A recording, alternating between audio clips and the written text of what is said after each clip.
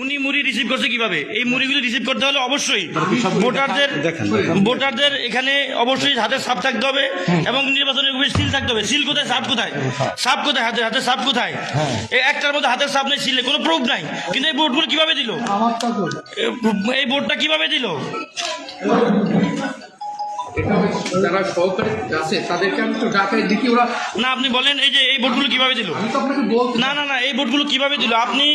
আপনি কোন দলের কি এজেন্ডা নিয়ে বাস্তবায়ন আসছেন আমি জানি না। এখানে দেখেন, এখানে এই যে দেখেন, এই দেখেন, এই যে 01923444 এই যে ব্যালট নাম্বার, এই ব্যালট নাম্বারে কোনো সিল নাই, এই কোনো হাতের ছাপ নাই, কোন এই যে তারপরে 45 ছাপ নাই, 46 হাতের।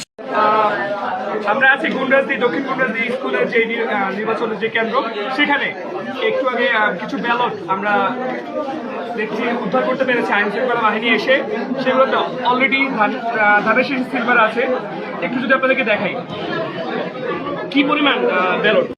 এই যে টাকাগুলো ধরাইছে, ভিন লোক টাক মার্কা টাকা দিতে আইসা আর জনগণের হাতে ধরা হয়েছে। আচ্ছা, বুঝছি।